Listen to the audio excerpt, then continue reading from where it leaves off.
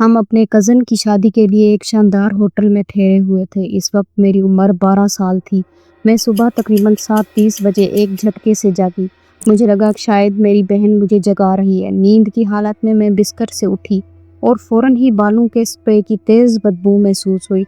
Bath room سے پانی کی آواز آ رہی تھی جیسے کوئی شاور لے رہا ہو، ساتھ ہی کسی کے تیز قدموں کی آواز اور بار بار اسپرے کی جھٹ جھٹ۔ میں ڈریسر کی طرف گئی اور وہاں سے ایک اسکرٹ نکال کر پہنا۔ ابھی کپڑے پہن ہی رہی تھی کہ دروازے پر دستک ہوئی۔ میں نے جلدی سے ٹاپ پہنا اور دروازہ کھولا۔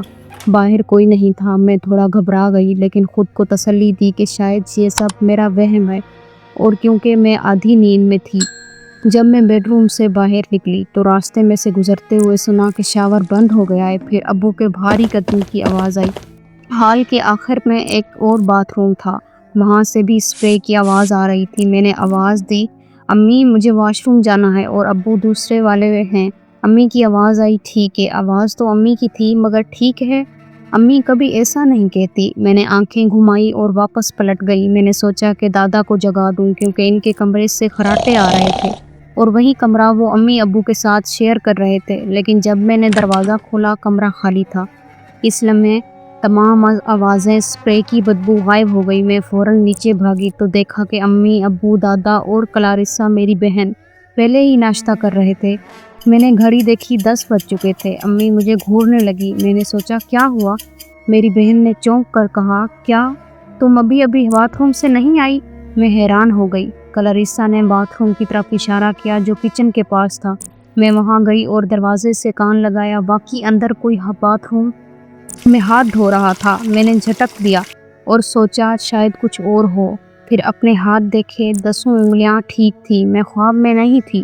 پھر میں نے دروازہ کھٹکھٹایا اور اندر سے میری ہی آواز آئی، ٹھیک ہے؟ تو میں نے مڑ کر اپنی امی ابو دادا اور بہن کی طرف دیکھا۔ سب کے چہرے سفید پڑ چکے تھے۔ تبھی پیچھے سے دروازے کا لاک کھلنے کی آواز آئی اور میری ہی آواز، ہیلو سارا۔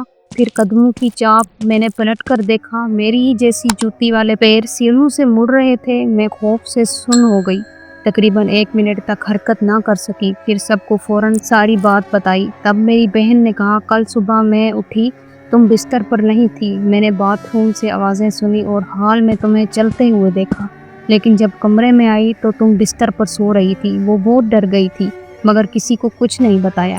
2 سال بعد میری کزن کا 6 مہینے کا بچہ ہو چکا تھا۔ ہم چائے پر بات کر رہے تھے۔ میں نے اسے یہ واقعہ سنایا تو وہ چونک گئی، یہ تمہارے ساتھ بھی ہوا؟ میرے بازو اور ٹانگوں پر ایک بار پھر جھرجھری دوڑ گئی۔ اس نے کہا، میں ایک دن نیچے آئی تو اپنے شوہر کو دیکھا ناشتے کرتے ہوئے۔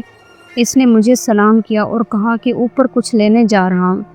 کافی دیر ہو گئی تو میں اسے دیکھنے گئی تو وہ اوپر سو رہا تھا، پاجامہ پہنے ہوئے۔